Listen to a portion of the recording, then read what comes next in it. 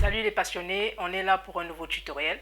La dernière fois, on a parlé des flashs externes et aujourd'hui, il était question qu'on parle des flashs studio. Donc avant de poursuivre, je vous souhaite la bienvenue sur la chaîne destinée à ceux qui aiment la photographie et ceux qui commencent en photographie.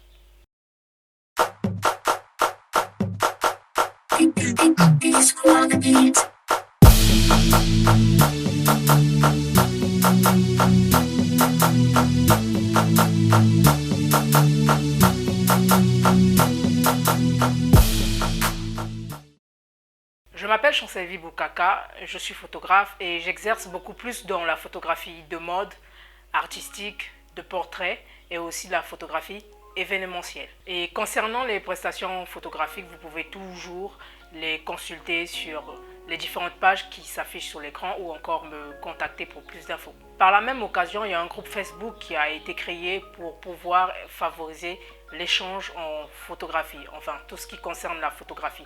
Donc si vous débutez en photographie, si vous aimez la photographie, si vous êtes professionnel aussi dans le domaine, vous pouvez toujours nous rejoindre dans le groupe et partager soit vos connaissances ou bénéficier des connaissances des autres en tout ce qui concerne la photographie. Donc vous l'aurez compris, le groupe est destiné à partager des documents, des archives et enfin tout ce qui concerne la photographie en général. Question du jour.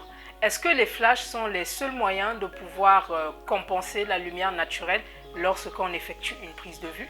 Et donc si vous avez une idée sur la réponse, n'hésitez pas de nous le faire savoir en commentaire. Et quant à moi, je vous donnerai mon avis ou encore ma réponse à la fin de ce tutoriel. Donc aujourd'hui, il est question qu'on parle des flashs studio. La dernière fois, nous avons vu les flashs externes.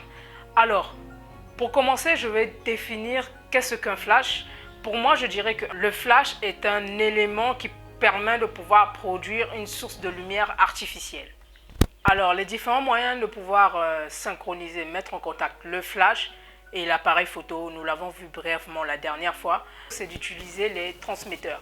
Et donc, avec les transmetteurs, nous avons deux éléments, voire plusieurs, mais les deux éléments principaux, il y a l'émetteur et le récepteur.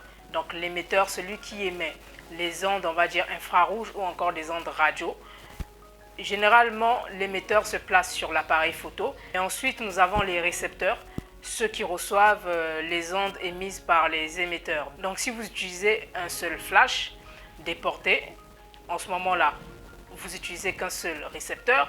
Et si vous utilisez plusieurs flashs, ça sera plusieurs récepteurs. Donc, chaque récepteur pour chaque flash. Vous l'aurez remarqué, le principe reste le même, que ce soit des flashs externes en déporté ou encore des flashs studio. Il n'y a pas vraiment une grande différence, les similitudes restent les mêmes, c'est juste que les flashs studio ont beaucoup plus de puissance en ce qui concerne la quantité de lumière émise et beaucoup plus de fonctionnalités encore par rapport aux flashs externes. En parlant de ces fonctionnalités, avec les flashs studio, vous allez remarquer qu'il y a deux manières de pouvoir éclairer la scène. Alors, nous avons l'éclairage continu. Donc, en ce moment-là, c'est une lumière qui est allumée comme les lumières ordinaires, les lumières artificielles ordinaires que nous voyons par exemple dans nos maisons.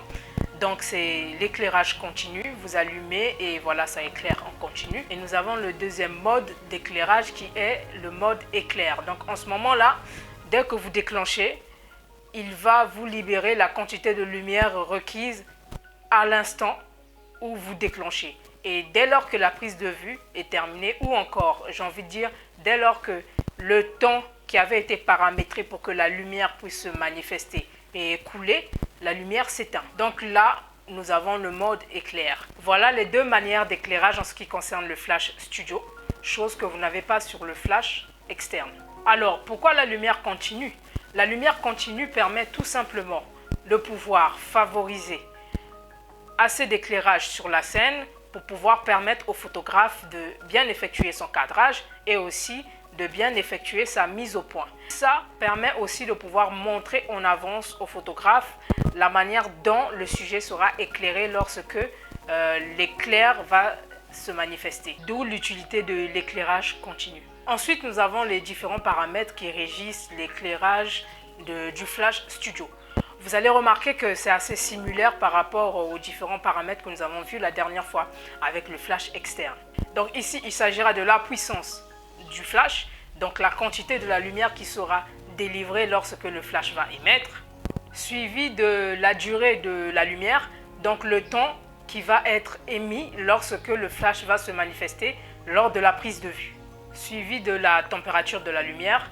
Et en général, en ce qui concerne la température de la lumière, elle est réglée à la température de la lumière naturelle. Mais toutefois, cette température peut se régler selon votre guise. Mais après ça, c'est autre chose encore qu'on pourra développer plus tard. Et pour terminer, le quatrième paramètre, le temps de recyclage de votre flash.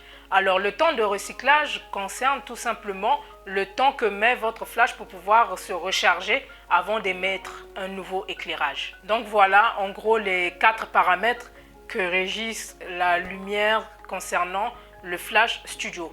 Mais quand vous regardez bien, vous voyez que c'est vraiment similaire par rapport aux paramètres que nous avions cités la dernière fois concernant le flash externe. Alors en ce qui concerne les flashs d'éclairage studio, nous avons 3 types de flash studio.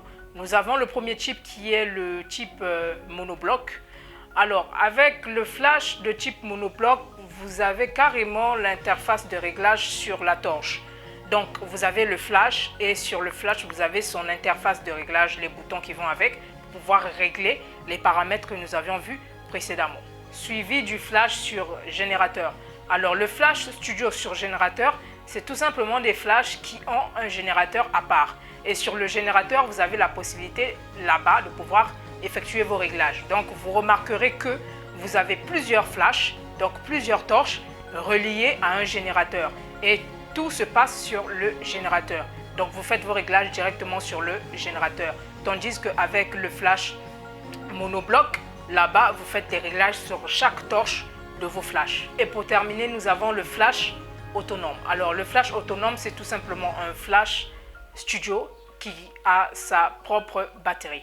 Donc avec ce flash, vous pouvez effectuer des prises de vue à l'extérieur. Donc en ce moment-là, vous n'utilisez pas des flashs externes, mais vous utilisez carrément un flash studio autonome. Et donc la différence entre le flash studio autonome et le flash externe sera qu'avec le flash studio autonome, vous avez plus de possibilités, plus de réglages et donc plus de maîtrise de votre lumière que vous allez émettre lors de la prise de vue, et vous avez la batterie qui va avec. Donc voilà, c'était tout en général concernant les flash studio. Je pense que nous avons fait le tour brièvement, et après c'est vrai qu'il y a des points qu'on peut approfondir comme le réglage de la température de la lumière, etc. Mais c'est des choses que nous verrons à la longue par la suite. Concernant la question que je vous ai posée précédemment, s'il y a d'autres moyens de pouvoir gérer la lumière artificielle qui vient compenser le manque de lumière naturelle lors de votre prise de vue, est-ce qu'il y a d'autres moyens? Moi je dirais oui. Et c'est ça qu'on va avoir par la suite. Voilà, je pense que nous avons fait le tour. Je vous invite à vous abonner à mes pages de réseaux sociaux pour être informé des activités à venir et aussi pour voir ce qui avait été déjà fait. Et quant à moi, je vous dis à très prochainement. Ciao, ciao.